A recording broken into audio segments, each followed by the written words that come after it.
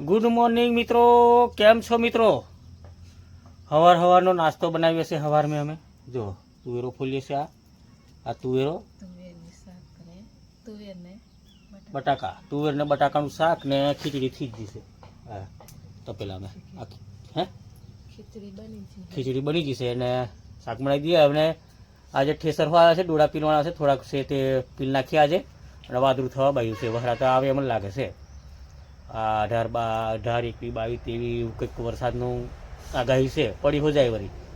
એટલે આજે ઠેસર આવે એટલે ડોળા પીલ નાખીએ. વાદળું થઈ ગયું છે, કાલે નહીં થયું ને 2 દાડા આગળ પાહું આવું જ વાદળું થઈ ગયું. હા પાહું થઈ ગયું છે. હા અને પોની હો આપણે શાકભાજી ઓર દીધું છે બધું, એ પોની હો ચાલે છે બધું.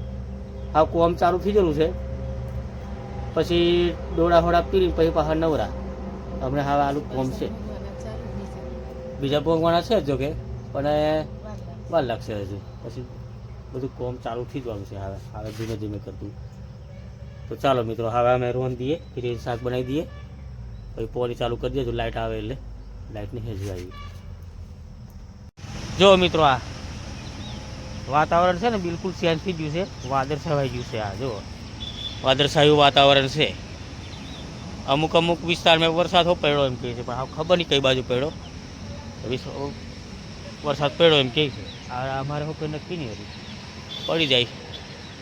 એટલે ત્યાં પેલા ઘેર ડોળા નાખેલા છે, એટલે ઘર આગળ એ અમને ઠેસર આવશે એટલે ફોન કર્યો છે.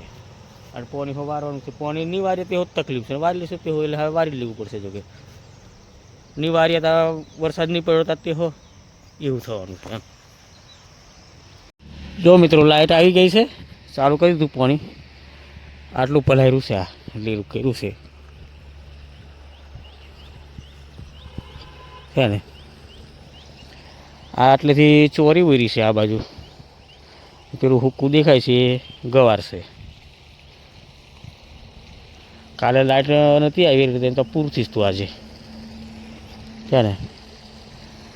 હજુ પરમ દિવસે જ હોય રે, કાલે પાણી ચાલુ કર્યું એટલે ઉગી નહીં હજુ, તે વાર લાગશે હજુ.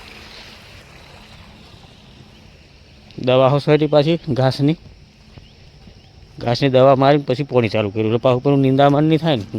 દવા મારેલી હોય એટલે ઘાસ ઉગે નહીં. તોય આ ઉગી ગયું છે. આ જો આ શેર તોય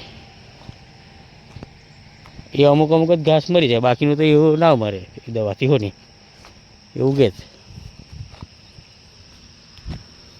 જો આ ઓંબા છે આપણા, કેરીઓ કેટલી મસ્ત આવી છે. આ કેરીઓ આવી છે.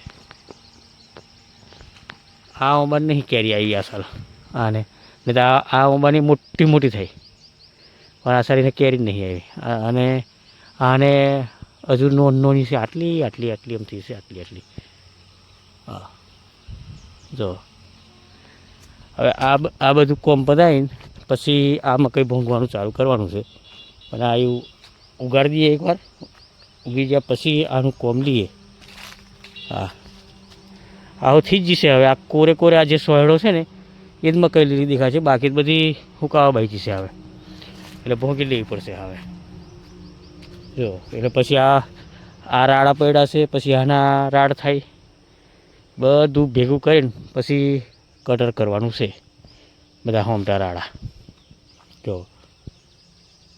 અને એક તો આજે વાદળછાયું વાતાવરણ છે, એનું કોઈ નક્કી નહીં વરસાદનું, પડી હો જાય. વગર સિઝનનો પૈડા કરે છે ને એમાં આપણે ભૂલ ખાઈ જઈએ છે.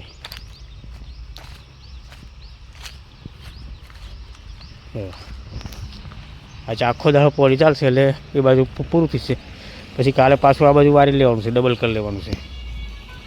તો કેમ છો મિત્રો? આજે વાલોરની શાક બનાવવા કરીએ છીએ. વાલોરો આ જો પાછી લાગવા બાજી છે. આને પોણી લાડીની ખાડીઓ કરી તો પાછી લાગવા બાજી જોવા મસ્ત નીકળી. આ થોડીક વાલોરો નીકળ્યો છે અને આ ગુવારિયા છે. શાક બનાવવા કરીએ છીએ અને રોટલી બનાવવાની છે.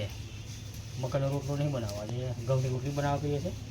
મકાઈના રોજ જ બનાવ્યા, ઘઉંનું તાજુ લગભગ અઠવાડિયાથી બનાવ્યું નહીં, કારણ કે લગ્નમાં શું તો એટલે રોજવાનું હોય ઓછું રૂપિયું અમારે કોઈ ભાત શાક બનાવી દઈએ.